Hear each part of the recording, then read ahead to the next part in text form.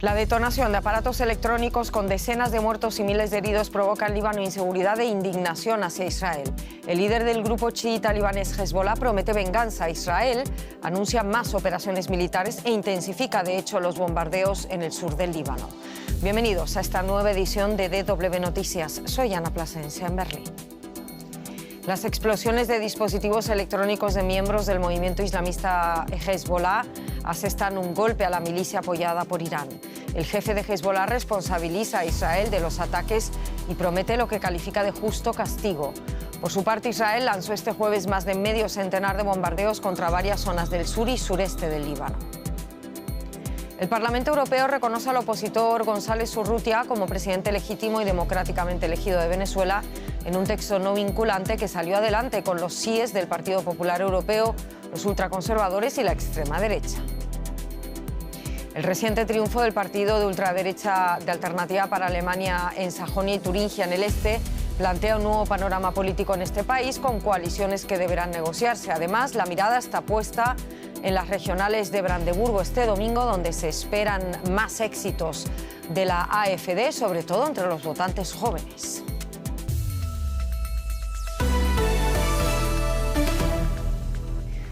El líder de Hezbollah promete un duro castigo tras el ataque en Líbano con dispositivos de comunicación explosivos. El jefe del grupo militante yihadista, Hassan Nasrallah, responsabilizó a Israel de querer matar a miles de personas con esas detonaciones de buscadores y walkie-talkies y describió los atentados como una declaración de guerra de Israel al pueblo libanés. Israel responde que las operaciones militares van a continuar. De hecho, el ejército informaba este jueves del ataque a plataformas de lanzacohetes en el sur del Líbano, realizando además ataques de artillería que también fueron confirmados por fuentes libanesas. Nuevos ataques israelíes sacudieron el sur del Líbano. Aviones de combate volaron a baja altura sobre Beirut, rompiendo la barrera del sonido. Todo al mismo tiempo que el líder de Hezbollah se dirigía a la población en un discurso televisado. Durante 2 días, en 1 minuto el martes y en 1 minuto el miércoles, el enemigo israelí intentó matar a no menos de 5.000 personas en 2 minutos sin importarle ningún tipo de límite. A Israel no le preocupa ni dónde ni cómo asesinan a las personas.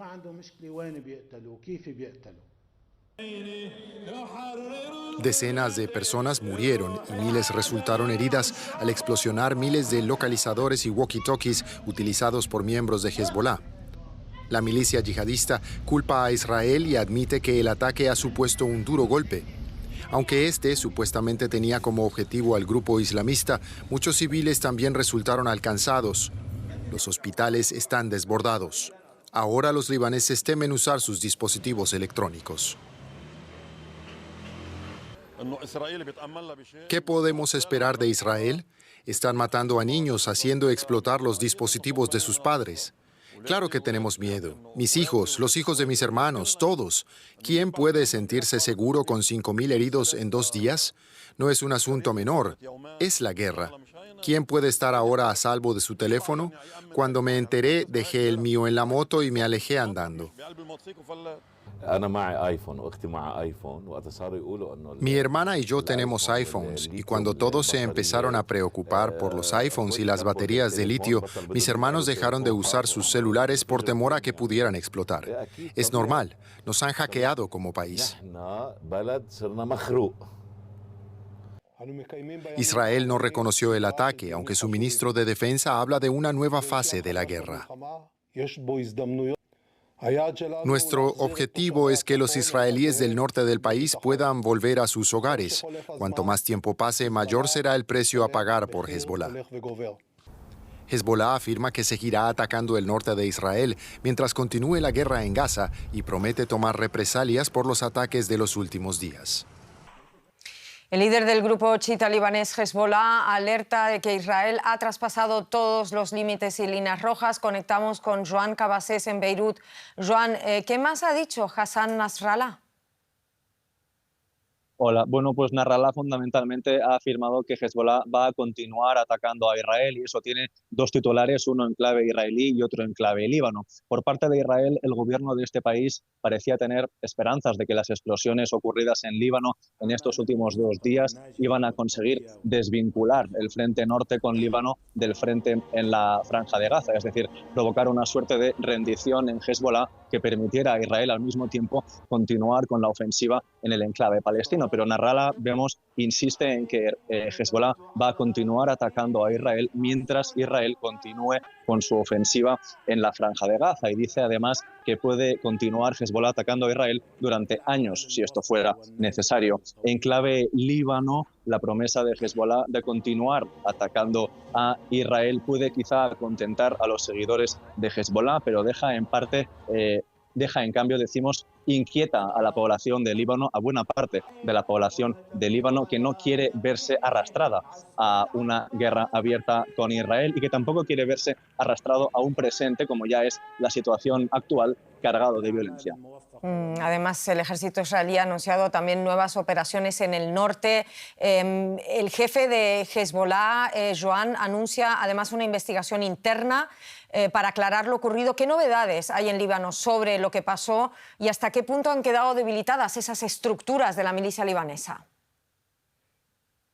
Bueno, lo cierto es que no hay certezas ni tampoco balances sobre los daños que estas explosiones hayan podido provocar en Hezbollah. De hecho, la milicia libanesa está llevando a cabo un ejercicio de hermetismo severo, ni tan siquiera comparte la identidad, los nombres de los milicianos que están siendo tratados en los hospitales por miedo sobre todo a que esta información llegue a manos israelíes y que pueda haber nuevos ataques contra estas personas. Pero sí que sabemos, como indicáis, que Nasrallah ha anunciado hoy una investigación interna que parece un intento de aparentar firmeza dentro de la institución en un momento en el que se hacen evidentes las infiltraciones que está sufriendo la milicia libanesa. Justo hoy vemos una investigación del New York Times que revela la infiltración de la inteligencia israelí en la cadena de suministro de los buscapersonas que más tarde han explotado en Líbano. Al parecer, la inteligencia israelí se hizo pasar por una empresa con sede en Budapest y llegó así a manufacturar estos buscapersonas. Joan Cabasés, muchísimas gracias por todo esto en Beirut. A vosotros. Cambiamos de tema, hablamos de que el Parlamento Europeo reconoció este jueves al opositor venezolano Edmundo González Urrutia como presidente legítimo de Venezuela y ganador de las elecciones de julio. La votación no vinculante ha sumado por primera vez en la Cámara Europea los votos de centroderecha del Partido Popular Europeo, PPE, a los de los ultraconservadores y la extrema derecha. Además, el Gobierno de España rechazó este jueves las acusaciones de haber auspiciado la firma de un documento en el que, según el gobierno venezolano, González Urrutia reconoció la victoria electoral de Nicolás Maduro. El líder opositor exiliado en España tras las elecciones ha dicho que firmó el documento pero coaccionado por el Ejecutivo de Maduro. El ministro de Exteriores español, José Manuel Álvarez, negó tajantemente la implicación de su embajador en la firma de ese documento y dijo que se limitó a acoger a González Urrutia y darle libertad para que se reuniera con quien quisiera. Vamos a escuchar al ministro. Yo lo que quiero dejar muy claro es que el Gobierno de España no tiene absolutamente, y no ha tenido ni el Gobierno ni por supuesto el embajador de España, nada que ver con ninguna negociación de ningún documento o de cualquier otro tipo de acuerdo. Los únicos contactos que se han producido entre el Gobierno de España y el Gobierno de Venezuela fueron, y lo he dicho desde el primer día, exclusivamente para que aterrizara la aeronave y para que pudiera desplazarse el coche del embajador de España en total seguridad y que Edmundo González y su esposa felizmente estuvieran aquí. Muchas gracias. El Parlamento Europeo vota a favor de reconocer al candidato presidencial venezolano en el exilio, Edmundo González Urrutia, como presidente legítimo y democráticamente elegido de Venezuela. Supone la primera vez que los conservadores se unen a la extrema derecha. Hablamos con el eurodiputado Nicolás Pascual de la Parte. Él es miembro del Comité de Asuntos Exteriores y del de Defensa del Partido Popular Europeo. Señor Pascual, muy bienvenido. Los eurodiputados de derecha se unen para reconocer a González Urrutia. ¿No supone romper el cordón sanitario a la extrema derecha, cruzar esa línea roja? En absoluto. Nosotros hemos propuesto una resolución que ha sido aprobada por mayoría en el Parlamento Europeo en Estrasburgo esta mañana por 309 votos a favor y 201 votos en contra, es decir, con una amplia mayoría de más de 100 votos de diferencia. El texto es un texto que lo tiene que suscribir cualquier demócrata, ya no es cuestión de ideologías, es cuestión de defensa de la libertad, de defensa de la democracia, de los derechos humanos y del respeto y la dignidad de las personas. Por tanto, no entendemos por qué la izquierda se ha abstenido y por qué el Partido Socialista se ha abstenido, porque, como digo, es un texto que trata de promocionar la democracia y la libertad en Venezuela y de reconocer al presidente electo, a Edmundo González Urrutia, porque así lo han querido y lo han demostrado los venezolanos en las elecciones. Ustedes, los conservadores europeos, también urgen a todos los estados de la Unión Europea a reconocer como presidente legítimo a González Urrutia. Hasta ahora no es el caso. ¿Hasta qué punto los conservadores, salvo la extrema derecha, se han quedado solos? Bueno, quedarse solos y ganar por amplia mayoría en el Parlamento Europeo no creo que sea una soledad muy grande. Es decir, somos amplia mayoría. Hicimos todos los esfuerzos posibles para incorporar a los socialistas y a otras fuerzas de izquierda en el Parlamento Europeo. Ellos no se encontraban cómodos con el texto. Ellos no querían condenar radicalmente a la dictadura de Nicolás Maduro. Ellos no querían reconocer como presidente electo a Edmundo González Urrutia. Ellos no querían denunciar la violación masiva de los derechos humanos en Venezuela. Tampoco querían llevar ante la Corte Penal Internacional a Maduro y a sus secuaces por violaciones graves de las libertades y los derechos humanos, y por tanto no nos pusimos de acuerdo. Pero el texto, como digo, es un texto absolutamente suscribible por cualquier demócrata en cualquier parte del mundo, y lamentamos muchísimo que el Partido Socialista no se haya sumado al final.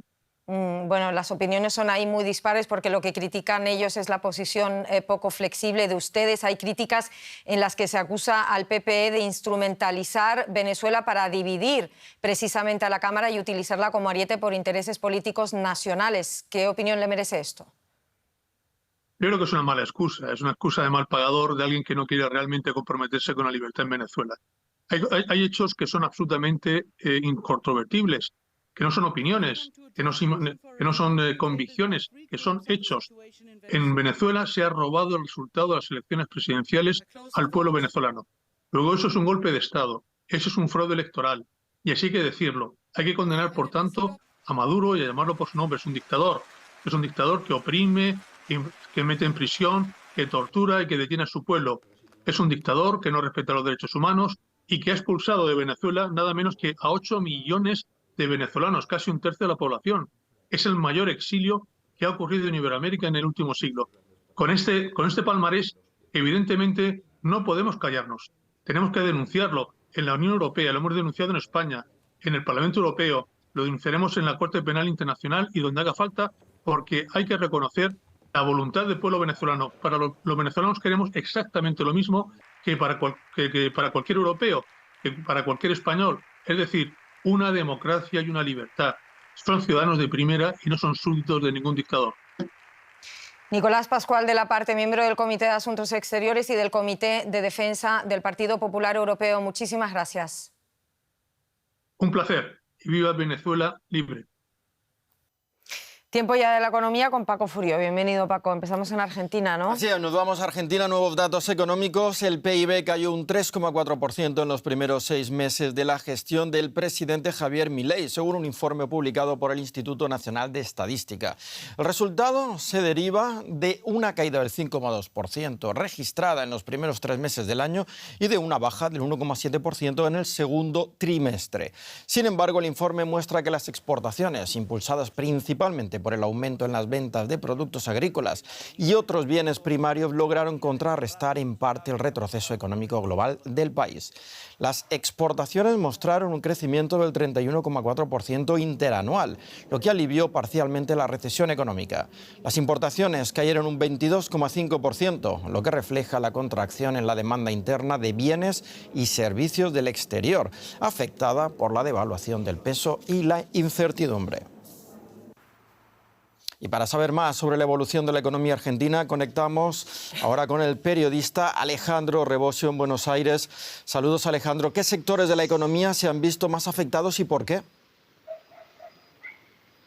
Si uno toma los tres principales sectores afectados son, en este orden, construcción, industria y comercio. La construcción se cayó en parte porque el gobierno de Javier Milei decidió hacer un fuerte ajuste fiscal y casi se paralizó totalmente la obra pública. Por un lado, por el ajuste y también porque Milei considera que la obra pública es un foco de corrupción y que la infraestructura debe hacerla el sector privado. Por otro lado, también cayó la industria porque en general está dedicada al mercado interno, que se profundizó la recesión por las primeras medidas del gobierno de Milei, y por otro lado también hay una apertura de importaciones y un tipo de cambio, un peso que se está apreciando que desfavorecen a la industria. Y por último está el comercio, que está afectado justamente por esas medidas de ajuste fiscal y por la devaluación del peso en diciembre pasado, que deterioró los salarios tanto del sector privado, pero sobre todo los del sector estatal, y también los de la economía informal. Por contra, Alejandro, la agricultura y ganadería han subido con fuerza y el desempleo bajó 1/10 respecto al trimestre anterior. Es poco, pero algo es algo, no todos son malos datos. Si uno toma lo que es la agricultura, creció más del 80% con respecto al mismo periodo del año anterior, contra el segundo trimestre de 2023. Esto no se debe a una medida puntual del gobierno de Javier Milei. El campo apoya a Milei, que ha tomado, por ejemplo, unas medidas para liberalizar la exportación de carne vacuna, pero por ahora todavía no cumple la promesa de bajar los impuestos. Pero el cambio, el salto de la producción se dio porque el año pasado hubo una sequía histórica en Argentina, la peor en más de 4 décadas, y ahora, en cambio, este año el clima acompañó una cosecha normal y el contraste contra el año pasado de la fuerte sequía llevó al aumento de la producción agrícola. En cuanto al desempleo, bajó de 7,7 a 7,6% entre el primer trimestre del año y el segundo, pero esto se debe a factores estacionales. El primer trimestre es el trimestre de las vacaciones de verano en Argentina. El segundo trimestre es el trimestre de la cosecha agrícola en este país, que es potencia agrícola. Pero si uno mira contra el mismo trimestre del año anterior, la subida del desempleo es de 6,2 a 7,6%, 1,4 puntos porcentuales, un fuerte salto de desempleo que tiene que ver con la profundización de la recesión en Argentina. Gracias, Alejandro Rebosio, desde Buenos Aires. Gracias a ustedes. Y nos vamos a Brasil. La red social X dejó de funcionar de nuevo este jueves después de que la justicia le ordenara prescindir del servicio de ciberseguridad que le había permitido eludir su suspensión en el país durante varias horas.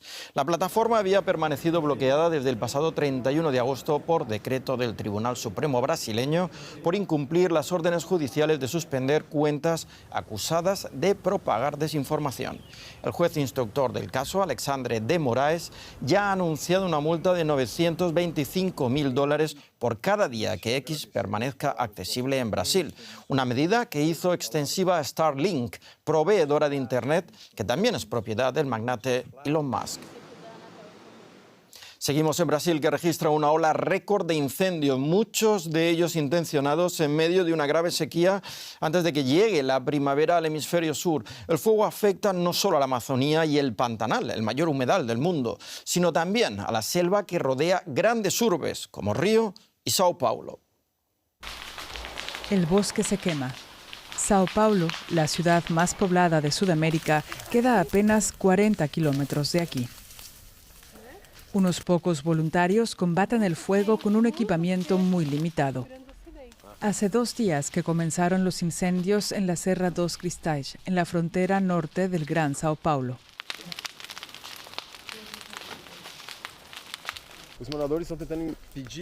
Los combatientes están intentando impedir que el fuego llegue a las casas, algo que lograron durante 4 años, desde el peor incendio que hubo aquí en 2020. El estado de Sao Paulo vivió en 2024 el peor mes de agosto en número de incendios registrados. Según datos del Instituto Nacional de Investigaciones Espaciales, hubo 3.612 focos de incendio contra 2.444 en 2010, el récord hasta ahora. Tantos incendios crearon un anillo de fuego en la región metropolitana de Sao Paulo que ha estado asfixiando a los más de 20 millones de residentes. La combinación tóxica de la contaminación automotriz, el humo de los incendios y el clima desértico es inédita desde el inicio de las mediciones en 1985. Durante casi una semana, la ciudad brasileña fue la de peor calidad del aire del mundo. El área quemada en Brasil este año ya es más del doble de lo registrado en 2023. De enero a agosto, el fuego ha consumido una zona más grande que toda Bulgaria o la isla de Cuba. Para quienes viven cerca de los focos de incendio, solo queda luchar y cuidar la salud en la medida de lo posible. Volvemos a Alemania. Y hablamos de elecciones regionales clave este domingo en el Estado Federado de Brandeburgo, en el este del país. A principios de septiembre, la ultraderechista Alternativa para Alemania ganó las regionales, recordemos, en Turingia, y fue el segundo partido más votado en Sajonia, también en el este del país. Bueno, pues en Brandeburgo, las encuestas de intención de voto atribuyen una victoria a AfD, una fuerza caracterizada por su discurso antimigración y racista. El partido tiene cada vez más éxito entre los votantes jóvenes. ¿Por qué? Lo explicamos en el siguiente informe. Una esvástica grafiteada en un afiche político dice mucho sobre el clima electoral en el Estado Federado de Brandeburgo. La gente joven tiende cada vez más al partido ultraderechista Alternativa para Alemania, un motivo de gran preocupación para este joven candidato por el Partido Socialdemócrata. Es aterrador. Como joven que soy y como socialdemócrata es algo difícil de creer. Kurt Fischer les ha enviado una carta a los votantes primerizos invitándolos a una barbacoa. Les invita a pasar para hablar sobre las elecciones. Reconoce que una campaña política digital supone un gran desafío para los partidos del centro. Se trata de ser breves y concisos con el mensaje, así que es difícil explicar temas complejos en un video de 10, 20 o 30 segundos. Tiene que enfrentarse a estrategias publicitarias como estas. La AfD inunda las redes sociales con videos hechos por inteligencia artificial que fabrican la idea de alemanes blancos amenazados por los inmigrantes. Los jóvenes del partido ultraderechista han creado un juego al estilo Candy Crush llamado Salvemos Alemania. Los jugadores son llamados a deportar a los hombres de piel oscura. Según los sondeos, 1 de cada 3 jóvenes votará a la AfD. Estos otros jóvenes lo ven de forma crítica. Supongo que la AfD ofrece soluciones simples a problemas complejos. Falta de educación y miedo a lo extraño. Por eso votan a la AfD. En las afueras de la ciudad, un grupo de niños y adolescentes acuden a escuchar al candidato de la AfD. Roman Kuffert rechaza las acusaciones de que su partido lanza mensajes racistas en anuncios dirigidos a los jóvenes. Eso se interpreta en nuestro país como racismo, pero los jóvenes se dan cuenta de que no somos racistas en absoluto. Yo tengo amigos de piel oscura en Berlín y desde antes de unirme al partido. El racismo es un concepto de lucha y nosotros no lo aceptamos.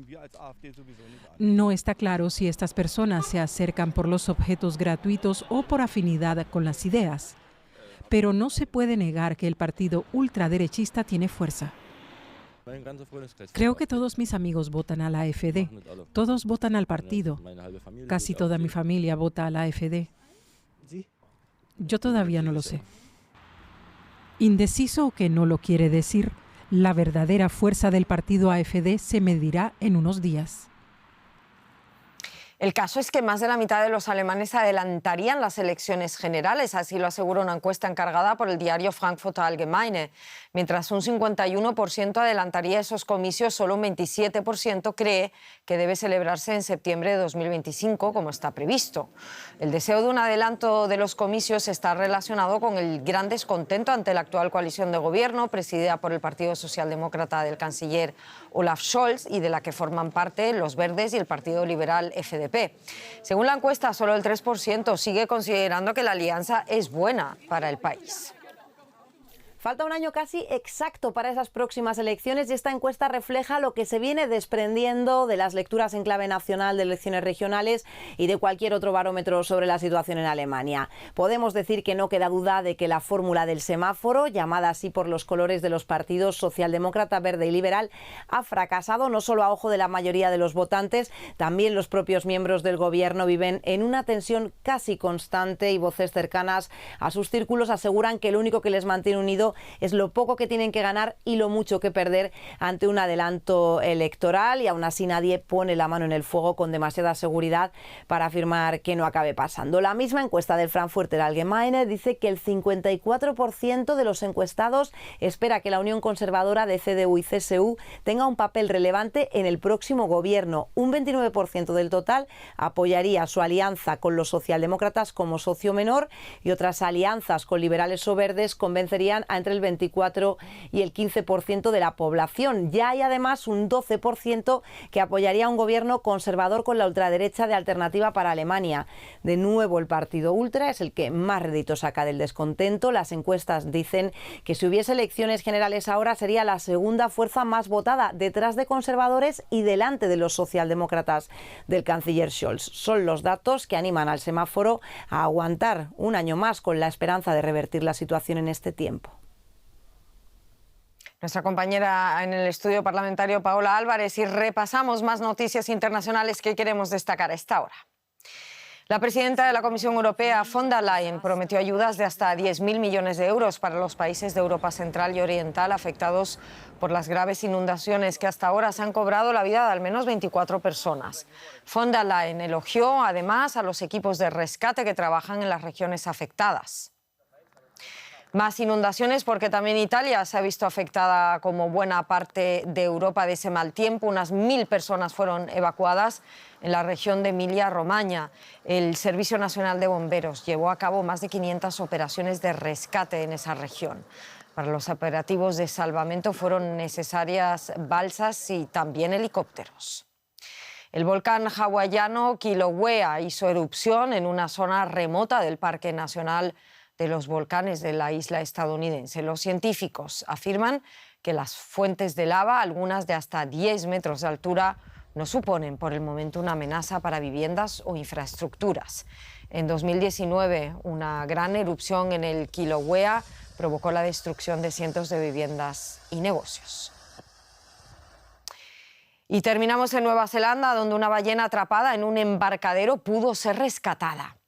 El joven ejemplar de ballena azul pigmea se había metido debajo de un muelle privado. Para rescatarla fue necesario desmantelar esa estructura de madera con la ayuda de una barcaza y una excavadora, mientras la ballena se mantuvo lo más inmóvil posible hasta que finalmente pudo salir nadando. El Departamento Australiano de Medio Ambiente y Conservación confirmó que su personal volverá a montar el muelle. Esto es todo, donde quiera que estén, y en nombre de todo el equipo, muchísimas gracias por estar ahí. ¡Feliz jueves!